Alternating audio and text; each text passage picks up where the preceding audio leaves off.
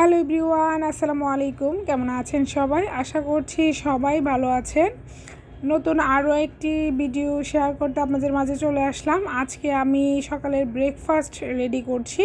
এটা ব্রেকফাস্ট কিংবা বাচ্চাদের টিফিনের জন্য পারফেক্ট একটা রেসিপি।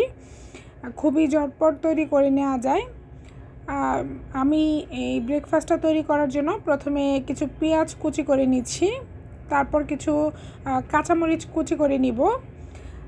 তার মধ্যে বলে নিচ্ছি, আমার ভিডিওটা যদি ভালো লাগে প্লিজ ভিডিওটাতে একটা লাইক দিয়ে দিবেন, চ্যানেলটাকে সাবস্ক্রাইব করে দিবেন। যদি চ্যানেলটা সাবস্ক্রাইব করে থাকেন তাহলে অসংখ্য ধন্যবাদ। আর এখনও যারা আমার চ্যানেলটিকে সাবস্ক্রাইব করেননি প্লিজ চ্যানেলটাকে সাবস্ক্রাইব করে দিবেন। আপনাদের একটা লাইক আমার ভিডিওগুলো আরও অনেকের কাছে পৌঁছে দিবে। আপনাদের একটা সাবস্ক্রাইব আমার কাজের আরও উৎসাহ বাড়াবে, আমি নতুন নতুন কাজ করার আগ্রহ পাবো।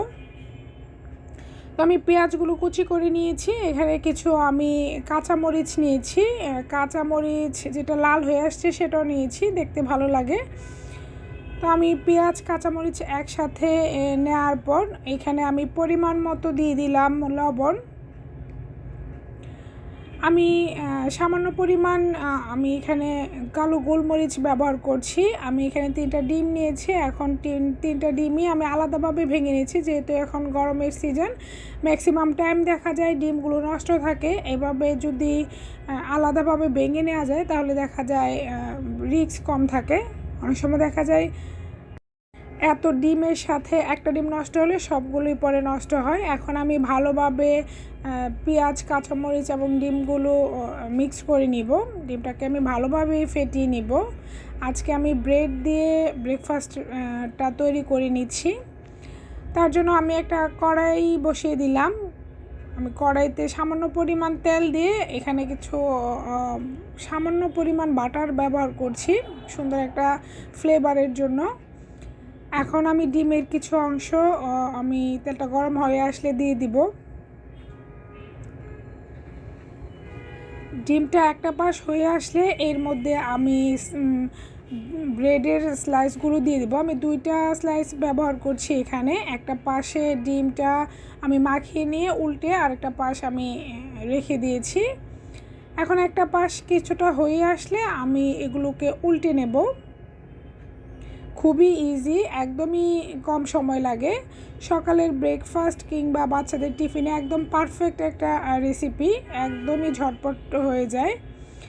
তো আমি ডিমটাকে একটা পাশ যখন ভাজা হয়ে আসছে আমি অপর পাশটাও ব্রেডটা ভেজে নেওয়ার জন্য উল্টে দিয়েছি। খাবারটা আরও টেস্টি করার জন্য আমি এখানে চিজের একটা স্লাইস ব্যবহার করছি।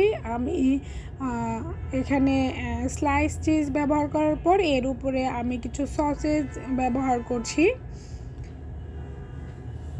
যেহেতু এটা আমার বাচ্চার জন্য তৈরি করছি, আমি একটু টেস্টি করেই তৈরি করার ট্রাই করছি।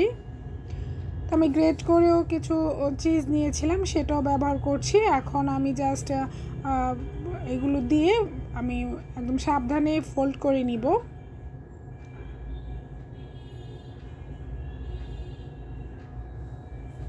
দেখতেই পাচ্ছেন কাজটা কত ইজিলি হয়ে গিয়েছে। আমার সকালের ব্রেকফাস্ট একদমই রেডি। ভিডিওটা ভালো লাগলে আবারও বলে দিচ্ছি, প্লিজ একটা লাইক দিয়ে দিবেন। আপনাদের একটা লাইক আমার ভিডিওগুলো আরও অনেকের কাছে পৌঁছে দেবে। চ্যানেলটাকে সাবস্ক্রাইব করে পাশে থাকবেন। আমার ভিডিওটা এতক্ষণ দেখার জন্য সবাইকে অসংখ্য ধন্যবাদ। আসসালামু আলাইকুম।